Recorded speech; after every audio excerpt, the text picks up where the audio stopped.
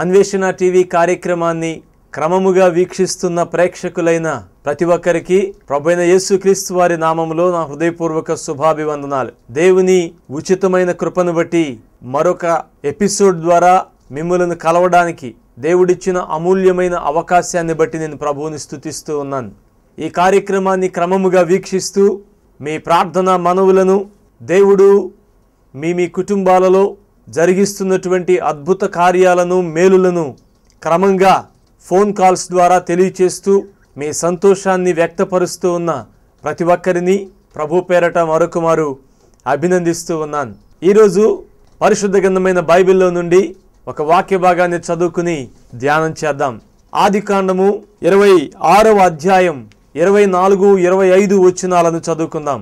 ఆ రాత్రియే యెహోవా అతనికి ప్రత్యక్షమై, నేను నీ తండ్రి అయిన అబ్రహాము దేవుడను, నేను నీకు తోడయ్యున్నాను గనుక భయపడకుము. నా దాసుడైన అబ్రహామును బట్టి నిన్ను ఆశీర్వదించి నీ సంతానమును విస్తరింపచేసేదనని చెప్పాను.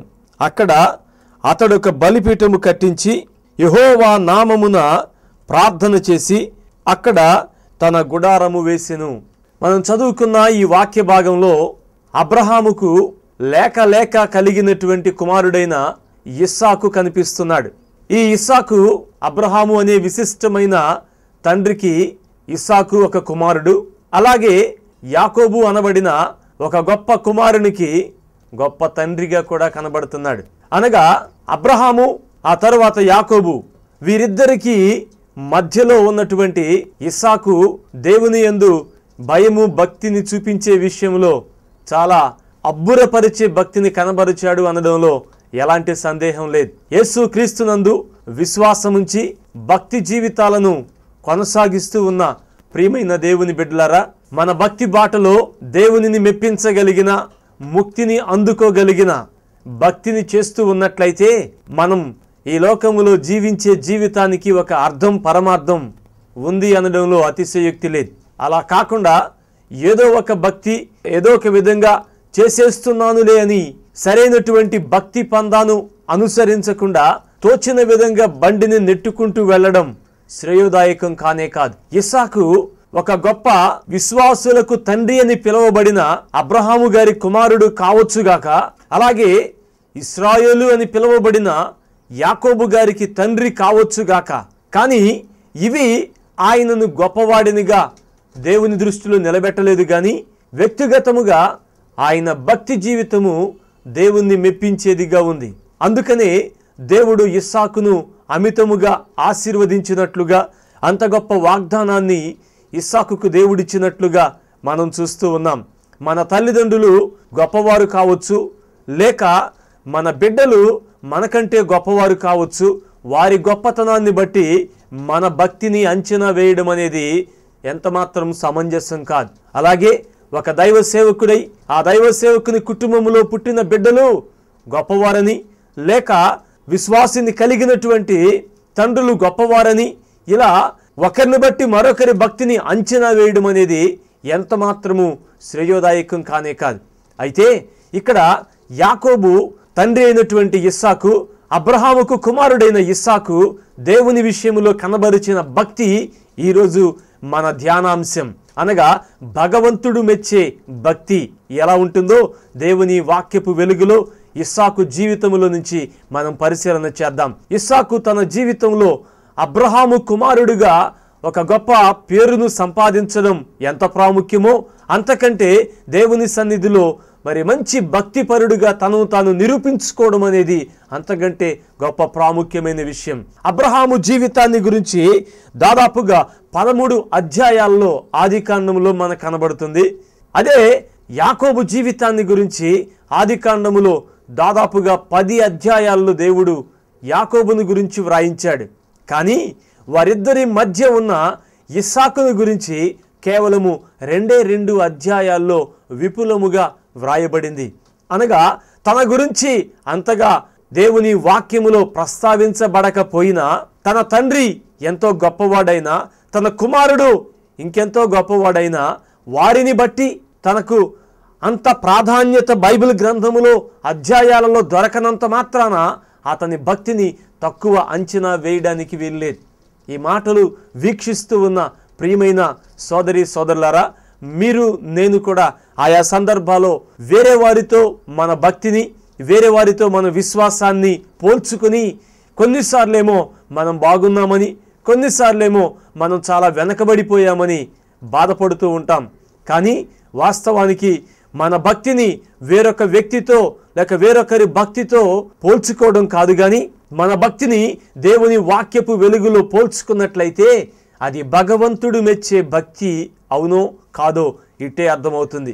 కనుక ఇస్సాకును దేవుడు అంతగా ఆశీర్వదించడానికి, నేను చదివిన వాక్య భాగములో దేవుని వాగ్దానాన్ని ఇస్సాకు జీవితంలో మనం చూస్తూ ఉన్నాం.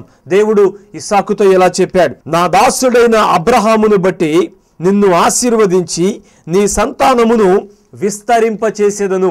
దేవుడు ఇస్సాకును నేను నిన్ను ఆశీర్వదిస్తాను, నీ సంతానమును విస్తరింపచేస్తాను అనే గొప్ప వాగ్దానాన్ని ఇస్సాకుకు దేవుడిచ్చాడు. ఈ టీవీ కార్యక్రమాన్ని వీక్షిస్తూ ఉన్న ప్రేక్షకులమైన మనందరికీ ఈ 2015వ సంవత్సరంలో దేవుడు మరొక మారు పునరుద్ఘాటిస్తూ ఉన్నాడు. మిమ్ములను దీవించడమే కాదు, మీ సంతానమును దేవుడు ఆశీర్వదిస్తానని అభయమిస్తూ ఈరోజు ఇస్సాకును దేవుడు ఆశీర్వదించడానికి కారణమైన ఆ భక్తి పందాను గురించి ఒకంత ఆలోచన చేయడం, ఆచరణలో పెట్టడం మనకెంతైనా అవసరము అనే విషయాన్ని మనం గ్రహించాలి. అందుకే ఈనాడు ఇస్సాకు భక్తి ఎలాంటిదో, భగవంతుడు మెచ్చే భక్తి ఎలా ఉందో ఇస్సాకు జీవితంలో నుంచి 3 విషయాల ద్వారా మనం గమనిద్దాం. ఇస్సాకు దేవుని వాగ్దానం పొందుకున్నాడు. దానికి కారణం ఏమిటి అంటే అతని జీవితంలో కనిపించే ఈ శ్రేష్టమైన 3 కార్యాలు. మొట్టమొదటిగా ఏం జరిగిందో చూడండి. ఆదికాండము 26వ అధ్యాయం 25వ వచనములో వ్రాయబడింది. అక్కడ అతడు ఒక బలిపీఠమును కట్టించెను. దేవునికి స్తోత్రము కలుగును గాక. ఇస్సాకును ఎప్పుడైతే దేవుడు వాగ్దానముతో ఆశీర్వదించాడో, దేవుని దర్శన భాగ్యము పొందిన పిమ్మట ఇస్సాకు ఆనందముతో గంతులు వేస్తూ సరిపెట్టుకోలేదు, కానీ దానికంటే ఒక అడుగు ముందుకు వేసి దేవుని సన్నిధిలో దేవుని వాగ్దానాన్ని, దేవుని వాక్యమును, దేవుని స్వరమును విన్న మీదట అతడు ఒక బలిపీఠమును అక్కడే నిర్మించును అనే మాట మనకు కనబడుతుంది. అలాగే దేవుని ప్రజలమైన మనం కూడా మన భక్తి జీవితంలో దేవుణ్ణి మెప్పించగలిగే స్థాయికి, దేవుని ముక్తిని అనుభవించగలిగిన స్థాయికి నీవు నేను ఎదగాలి అంటే ప్రియమైన ప్రేక్షకులారా, మీరు నేను కూడా దేవుని సన్నిధిలో దేవునికి మనకి మధ్యవర్తిగా ఉన్న బలిపీఠమును నిర్మించే విషయములో నిర్లక్ష్యాన్ని వీడాలని దేవుని వాక్యమును బట్టి తెలియచేస్తూ ఉన్నాను. మొదటి రాజుల గ్రంథము 18వ అధ్యాయములో ఏలియా భక్తునికి అలాగే మరి బయలు ప్రవక్తలకు మధ్య జరిగినటువంటి ఓ గొప్ప సవాలుతో కూడినటువంటి సంఘర్షణలో అక్కడ ఏలియా ప్రవక్త దాదాపుగా 850 మంది బయలు ప్రవక్తలకు ఒక సవాలు విసిరాడు. మీ దేవుళ్ళు, మీ దేవతలు గొప్పవారైతే మీరు వారిని పిలవండి, వారు వచ్చి ఇదిగో ఇక్కడ కట్టెల మీద ఉన్నటువంటి ఎద్దును ఆకాశములో నుండి అగ్నిని పంపి దహించమని వేడుకోండి అని వారికి ఒక సవాలు విసిరాడు. వారు చాలా ప్రయత్నాలు చేశారు, ఒకరి తర్వాత ఒకరు, సామూహికంగా, ఒంటరిగా, వేరువేరుగా, గుంపులుగా. వారందరి ప్రయత్నాలు నిష్ఫలమైపోయిన సందర్భంలో అప్పుడు ఏలియా ప్రవక్త, అయితే మీరందరూ నా దగ్గరికి రండి, ఇప్పుడు నేను నా దేవుణ్ణి పిలుస్తాను, పిలిచి నా దేవునికి ప్రార్థన చేస్తాను, అగ్ని దిగి వచ్చి దహించి వేస్తుంది, రండి అని వారందరినీ దగ్గరకు సమకూర్చి ఆ తర్వాత చేసిన పని ఈనాటి మన సందేశానికి చాలా కీలకమైంది. అదేమిటి అంటే ఆయన ఆ ప్రజలందరినీ, ప్రవక్తలందరినీ సమకూర్చిన తర్వాత పడగొట్టబడి ఉన్న బలిపీఠమును నిలబెట్టెను అనే మాట కనబడుతుంది. దేవునికి స్తోత్రం కలుగును గాక. అలాగే దేవుని సన్నిధిలో క్రమముగా ప్రార్థనలకు వెళుతున్నామని, క్రమముగా ప్రార్థనలు చేస్తున్నామని, మా భక్తి బాగుందని మురిసిపోయే సోదరి సోదరులారా, మన భక్తికి, మన ప్రార్థనకు ఆయువు పట్టు వంటి బలిపీఠములను కట్టే విషయంలో, బలిపీఠమనగా దేవునికి మానవునికి మధ్యవర్తి అయినటువంటి ఆ సంబంధాన్ని పునరుద్ధరించుకునే విషయంలో ఏమరపాటు, నిర్లక్ష్యాన్ని వహించి మనం చేసే ప్రార్థన ఏ విధమైన ప్రయోజనాన్ని చేకూర్చలేదు. ప్రవక్త అయిన ఏలియా ఆ పడగొట్టబడి ఉన్న బలిపీఠాన్ని నిర్మించి తిరిగి కట్టి ఆ తర్వాత ప్రార్థన చేయగా ఆకాశములో నుండి దేవుని అగ్ని దిగి వచ్చి ఎద్దును అప్పటికప్పుడే దహించి వేసినట్లుగా మనం దేవుని వాక్యములో సుస్పష్టంగా గ్రహించగలుగుతూ ఉన్నాం. ఇస్సాకు జీవితములో మనకు కనబడుతున్నది కూడా అదే. ఆయన దేవుని ఆశీర్వాదాన్ని, దేవుని వాగ్దానాన్ని పొందుకున్న మీదట తన భక్తిని దేవుని పట్ల మరింతగా ఎక్స్ప్రెస్ చేస్తూ దేవుని సన్నిధిలో ఆయన బలిపీఠమును నిర్మించినట్లుగా మనం చూస్తూ ఉన్నాం. మొట్టమొదటిగా ఇస్సాకు భక్తిలో మనకు కనబడుతుంది. ఆయన బలిపీఠమును నిర్మించడము ద్వారా దేవుని పట్ల ఆయనకున్న డెడికేషన్ని, నిబద్ధతను చాటుకున్నట్లుగా మనం చూస్తూ ఉన్నాం. ఇస్సాకు గెరారు అనే స్థలములో నివాసం ఉన్నప్పుడు అతనికి దేవుని ఆశీర్వాదాలు అద్భుతముగా ఆయన కుటుంబం మీదకి దిగి వచ్చాయి. అయితే గెరారు అనగా సర్కిల్ అని అర్థం, ఒక చక్రము లాంటిది. అయితే అతని జీవితము ఆ చక్రము వలె అక్కడే తిరుగుతూ ఉందట. ఆయన జీవితంలో ఎలాంటి ఫలింపు లేకుండా దేవుడు ఆశీర్వదించినా ఆ ఆశీర్వాదము విస్తరించకుండా ఉన్న చోటే అక్కడే తిరిగేటువంటి ఒక సర్కిల్లో పడిపోయిన వ్యక్తిలాగా, చట్రములో పడిపోయిన వ్యక్తిలాగా అక్కడే తిరుగుతూ ఉన్నాడు. ఎప్పుడైతే దేవుని దర్శనం అతనికి దొరికిందో, దేవుని పట్ల బలిపీఠమును నిర్మించాడో, తద్వారా ఆయన జీవితానికి దేవుని ఆశీర్వాద పరంపర మరింతగా విస్తరించినట్లుగా దేవుని వాక్యములో మనం చూస్తూ ఉన్నాం. కనుక పరిశుద్ధ గ్రంథమైన బైబిల్లో బలిపీఠములను గురించి అనేక విషయాలు వ్రాయబడ్డాయి. పాత నిబంధన కాలములో బలిపీఠముల మీద అర్పించే అర్పణలు బలి అర్పణలు కావచ్చు. కానీ క్రొత్త నిబంధనలో అపోస్తలుడైన పౌలు భక్తుడు మరొక క్రొత్త నిర్వచనాన్ని ఇచ్చాడు. సజీవ యాగముగా మిమ్ములను మీరు ప్రభువుకు సమర్పించుకోండి అన్నాడు. అనగా మనము నిర్మించే బలిపీఠాలు మన గొప్పతనాన్ని చూపించడానికి కాదు, గాని దేవుని పట్ల మన సమర్పణ భావాన్ని వ్యక్తం చేసేవి కావాలి. అందుకనే పౌలు భక్తుడు ఇక్కడ అంటున్నాడు, సజీవ యాగముగా మిమ్ములను మీరే ఆయనకు సమర్పించుకోండి అనే ఓ గొప్ప అర్పణను గురించి పౌలు తెలియచేశాడు. అనగా మనకున్న సమస్త యావత్తు ఆయనకు అర్పించగలిగిన మనస్సు కలిగిన వారమై అలాంటి బలిపీఠములను నిర్మించే వారముగా దేవుని బిడ్డలముగా మనం ఉండాలని అపోస్తలుడైన పౌలు భక్తుడు క్రొత్త నిబంధనలో మనకు ఆయన తెలియచేస్తూ ఉన్నాడు. టేలర్ స్మిత్ అనే ఒక భక్తుడు ఇలా చెప్పాడు, తన పడకనే ఒక బలిపీఠముగాను తానే బలి ద్రవ్యముగాను మార్చి వేసుకుని తన జీవిత కాలమంతా తన జీవితాన్ని గడిపినట్లుగా టేలర్ స్మిత్ అనే భక్తుడు తెలియచేశాడు.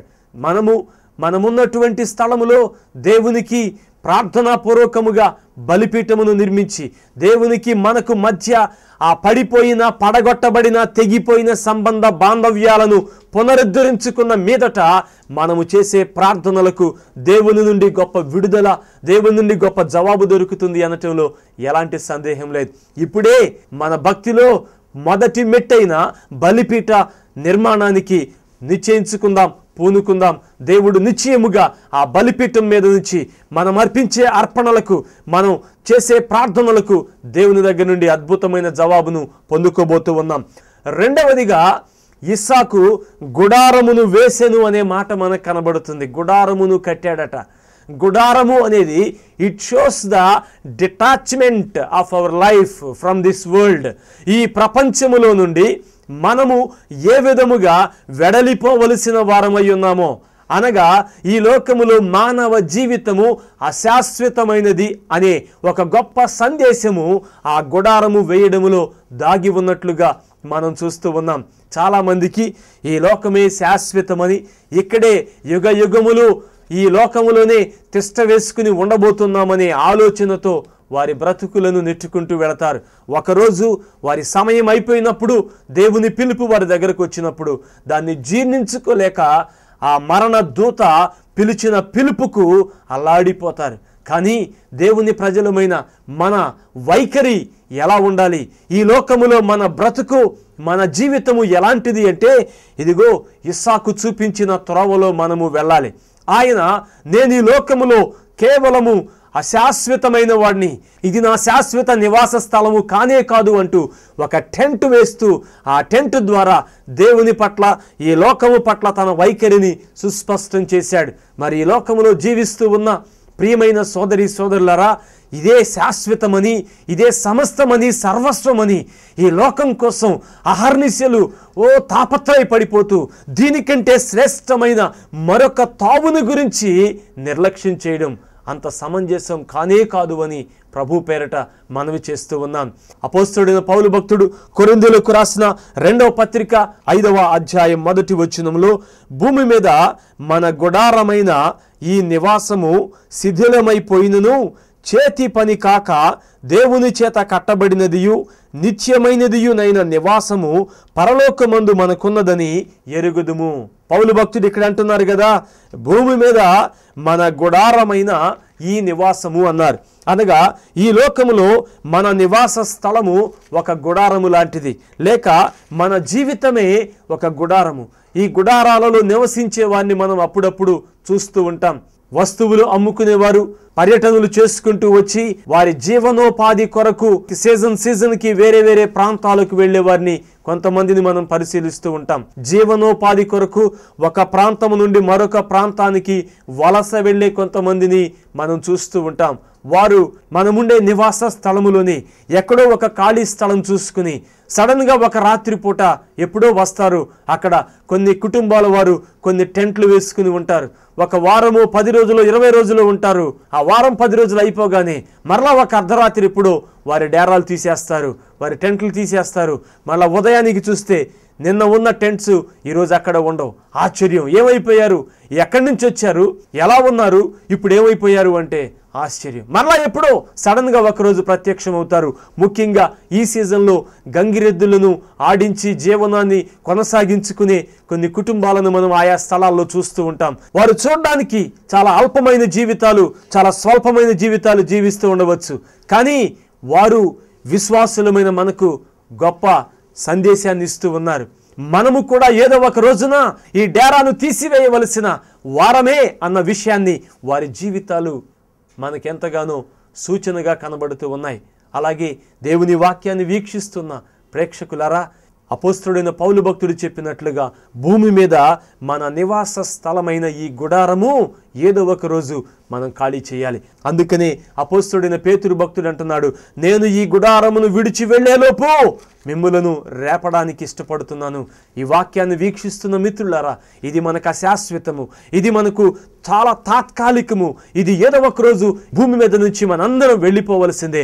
అయితే వెళ్ళిపోతున్నామని బెంగ భయం పెట్టుకోవలసిన కర్మ మనకు లేదు. కానీ దీనికంటే శ్రేష్టమైన దేవుని లోకములో, దేవుని రాజ్యములో, పరలోకములో దుఃఖము లేదు, కన్నీరు లేదు, వేదన లేదు, శోధన లేదు, శోకము లేని సంతోష ఆనందములతో నిండి ఉన్నటువంటి పరలోకములో అడుగు పెట్టబోతూ ఉన్నాం. గనుక ఈ లోక సంబంధమైనటువంటి ఈ క్షణికమైన వాటి మీద మనస్సు పెట్టి బాధపడుతూ, లేని వాటి గురించి బెంగ పెట్టుకుంటూ, ఉన్న వాటిని కాపాడుకోవడానికి బాధపడుతూ భయపడుతూ బిక్కుబిక్కుమంటూ ఈ బ్రతుకును నెట్టుకుంటూ వెళ్లాల్సిన అగత్యత మనకు లేదు అని ప్రభు పేరట మనవి చేస్తూ ఉన్నాను.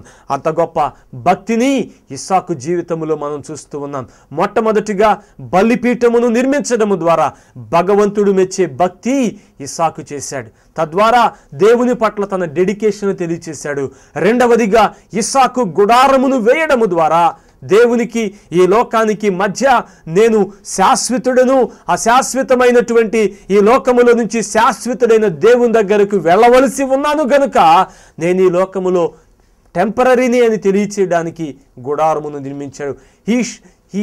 ఆయన జీవితము ఈ లోకము నుంచి వెడలిపోవలసి ఉన్నది అన్న విషయాన్ని తెలియచేస్తూ, డిటాచ్మెంట్ను గురించి తెలియచేస్తూ ఆ గుడారమును ఆయన వేసినట్లుగా మనం చూస్తూ ఉన్నాం. మూడవది, ఆదికాండం 26వ అధ్యాయంలోనే 25వ వచనములో ఇస్సాకు చేసిన మూడవ పని కనబడుతున్నది. ఏమిటి అంటే ఇస్సాకు బావిని త్రవ్వించెను అనే మాట కనబడుతుంది. దేవునికి స్తోత్రం కలుగును గాక. బావి అనగా it shows hour dependence upon our Lord. బావి మనిషికి నీటిని ఇవ్వడానికి ఉద్దేశించబడింది. మనిషి జీవనం నీటికి ముడిపెట్టబడి ఉంది. మనిషి బాడీలో 180% మంది వాటర్ ఉంది అనే విషయాన్ని మనం చూస్తూ ఉన్నాం, మనం వింటూ ఉన్నాం. అలాంటిది మనిషికి అవసరమైంది నీరు. ఆ నీటికి సూచనగా ఉన్న బావిని తవ్వినట్లుగా మనం చూస్తూ ఉన్నాం. దీని ద్వారా బావిని తవ్వించడము ద్వారా దేవుని మీద ఇతడు ఎంతగా ఆధారపడి ఉన్నాడో. It shows how much he has depended upon his God. దేవుని మీద ఇతడు ఎంతగా ఆధారపడి ఉన్నాడో. మొట్టమొదటిగా బలిపీఠమును కట్టడము ద్వారా he showed his dedication towards his lord. రెండవదిగా గుడారమును వేయడము ద్వారా he expressed his detachment from this world. మూడవదిగా బావిని త్రవ్వించడము ద్వారా he showed his dependence upon his lord. దేవుని మీద అతడు ఎంతగా ఆధారపడి ఉన్నాడో తెలియచేస్తూ ఈ బావిని తవ్వించిన వైనాన్ని మనం చూస్తూ ఉన్నాం. కీర్తన గ్రంథం 1వ కీర్తన 3వ చరణములో మనం చదివిన, అలాగే పరిశుద్ధ గ్రంథమైన బైబిల్లో యోహాను సువార్త 4వ అధ్యాయంలో మనం చదివిన ఈ అధ్యాయాల్లో దేవుడు ప్రభువైన యేసు క్రీస్తు వారు ఈ లోకములో మనిషికి నీటి యొక్క ఆవశ్యకత ఎంత ప్రాముఖ్యమైనదో తెలియచేసే విషయాలు మనం చూస్తూ ఉన్నాం. అయితే ఈ లోకములో మనం తవ్వుకున్న బావులు ఏదో ఒక రోజు ఎండిపోవచ్చు. ఈ లోకములో మన కనబడేటువంటి కాలువలు కొంతకాలానికి ఎండిపోవచ్చు, నదులు సహితము ఎండిపోవచ్చు. కానీ యేసు క్రీస్తు అనే జీవ జల దార దగ్గరకు మనం వచ్చినప్పుడు ఆ జీవ జల దారలు ఎన్నటికీ ఎండిపోయేవి, డ్రై అయిపోయేవి కాదు అని యోహాను సువార్తలో సమరయ్య అనే స్త్రీతో ప్రభువైన యేసు క్రీస్తు వారు తెలియచేశారు. ఆ జీవ జలపు దార అయిన యేసు క్రీస్తును మన జీవితంలో బావి వలె కలిగి ఉన్నట్లయితే, బావిని తవ్వినట్లుగా ఆ యేసు క్రీస్తులోనికి మనము తొంగి చూసి ఆయనలో ఉన్న జలమును, జీవ జలమును మనము చేదుకున్నట్లయితే ఈ జీలోకములో ఇక మనము ఎవరి మీద, దేని విషయమై ఆనుకోవలసిన, ఆధారపడవలసిన కర్మ ప్రియమైన దేవుని బిడ్డలారా మనకు లేనే లేదు. ఎవరో వస్తారు, ఎవరో మనల్ని ఉద్ధరిస్తారు, ఎవరో మనల్ని ఆదుకుంటారు, ఎవరో మనకు సహాయం చేస్తారని సంవత్సరాల తరబడి, నెలల తరబడి ఎవరెవరి కోసమో ఎదురు చూస్తూ ఆశతో కనిపెడుతూ చివరికి నిరుత్సాహపడటం కంటే ఇస్సాకు వలె మా ఆధారము నీవేనయ్యా, నేను ఆనుకునేది నీ మీదేనయ్యా, నా కొండ, నా కోట, నా దుర్గము, నా శైలము, నా సమస్తము నీవేనయ్యానని దేవుని మీద ఆనుకునే ఆ విశ్వాసాన్ని ఈరోజు ఇస్సాకు జీవితంలో నుంచి మనము నేర్చుకోవాలని ప్రభు పేరట మనవి చేస్తూ ఉన్నాం. ఇస్సాకు దేవునిని మెప్పించే భక్తి చేశాడు. భగవంతుడు మెచ్చే భక్తి ఎలా ఉంటుందో ఇస్సాకు జీవితంలో నుంచి 3 విషయాల ద్వారా తెలియచేస్తున్నాడు. మొట్టమొదటిగా బలిపీఠమును కట్టి పశ్చాత్తాపపడి ప్రార్థన చేసి దేవుని సన్నిధి నుండి జవాబులు పొందుకోవడమే. రెండవది, ఈ లోకములో మనము ఎప్పటికైనా ఈ లోకాన్ని విడిచి వెళ్ళవలసిన వారమే నేను తెలియచేస్తూ గుడారములో నివసిస్తున్న వాని వలె ఈ లోకము మీద అనవసరపు మోజు పెంచుకోకుండా, ఈ లోకం పట్ల అనవసరపు ఆకర్షణలకు, ప్రలోభాలకు లోను కాకుండా శాశ్వతమైన పరలోకపు నిర్మాణము కొరకు, పరలోకపు భవనము కొరకు ఆశతో ఎదురు చూసే ఆ గొప్ప నిరీక్షణ విశ్వాసిగా నీవు నేను కలిగి ఉండాలి. ఇక మూడవదిగా బావిని త్రవ్వించడము ద్వారా దేవుని మీద ఆయన ఎంతగా ఆధారపడ్డాడో తెలియచేశాడు. అమ్మ, మనం కూడా అయ్యా ఈ వాక్యాన్ని వీక్షిస్తున్న ప్రేక్షకులారా, విశ్వాసులారా, ఈ మాటలు వింటున్న ప్రియమైన సోదరి సోదరులారా, మన భక్తి భగవంతుడిని మెప్పించేది కావాలి కానీ తోటి భక్తులను, పాస్టర్ గారిని, ఇరుగు పొరుగు వారిని మెప్పించేదిగా, అక్కడితోనే ఆగిపోయేదిగా అయితే అర్థం లేదు, ఆశీర్వాదం అందుకోలేదు. అందుకనే ఇస్సాకు వలె భగవంతుడు మెచ్చే భక్తికి ఇప్పుడే పూనుకుందాం. ఆ భక్తి ఎలాంటిది అంటే, ఇస్సాకు దేవుని సన్నిధిలో బలిపీఠము నిర్మించాడు, ఇస్సాకు గుడారము వేశాడు, ఇస్సాకు బావిని త్రవ్వించాడు. మరి దేవుని పట్ల నీ నిబద్ధత ఎలా ఉందో చాటుకోవాలి అంటే ఇప్పుడే బలిపీఠాన్ని నిర్మించు. మీ ఇంట్లో ప్రార్థనా బలిపీఠం ఉందా? మీ గృహములో ప్రార్థనా బలిపీఠం, నీ హృదయములో దేవునికి నీకు మధ్య ఉన్న సంబంధానికి సూచనగా ఉన్న బలిపీఠం ఉందా? పడిపోయి ఎంతకాలమైంది? పాడుబడిపోయి ఎంతకాలమైంది? ఎప్పటికైనా పునరుద్ధరిస్తారా? దేవునితో ఇప్పుడే మన ప్రార్థనా జీవితాన్ని పునరుద్ధరించుకుందాం. గొప్ప అనుబంధాన్ని దేవునితో ఏర్పాటు చేసుకుందాం. ఈ లోకముతో ఉన్న మన అనుబంధాలు అశాశ్వతములని, దీని నుంచి ఏదో ఒకరోజు తెగతంపులు చేసుకోవలసి ఉన్నామని అనవసరమైన భీతి, అనవసరమైన ఆసక్తిని లోకం మీద పెట్టకుండా పరలోకము, ఆత్మ సంబంధమైన విషయాల మీద అధికముగా ఆరాటపడదామా?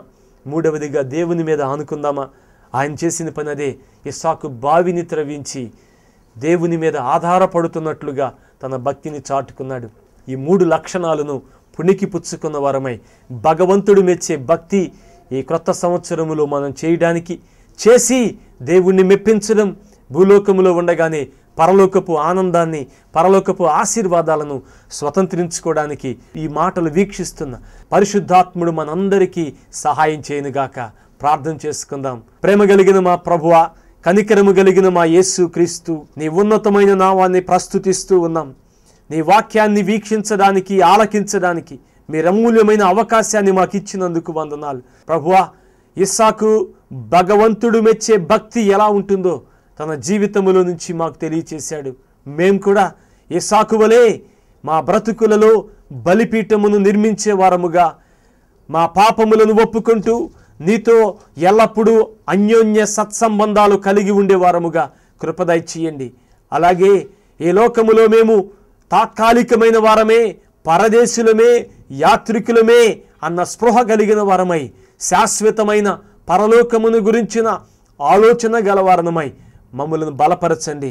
చివరిగా ఇస్సాకు బావిని త్రవ్వించడము ద్వారా నీ మీద ఎంతగా ఆనుకున్నాడో, ఆధారపడ్డాడో, అలాగే మేము కూడా ప్రభువా మా జీవన యానములో ఈ లోకములో బ్రతికినంత కాలము నీవే మాకు దిక్కని, నీవే మాకు ఆధారమని అయిన వారు విడిచిపెట్టిన, అయిన వారు కాదన్నా, అయిన వారు త్రోసివేసిన, స్నేహితులు బంధువులు వెలివేసిన, మాకు నీవే ఆధారము అనే విషయాన్ని మరలా మరలా పునరుద్ఘాటిస్తూ ఇస్సాకు వంటి భక్తిని మేమెల్లరము చేపట్టడానికి ఈ వాక్యాన్ని వీక్షిస్తున్న ప్రతి ఒక్కరికి కృప అనుగ్రహించమని ప్రార్థన చేస్తూ ఉన్నాను.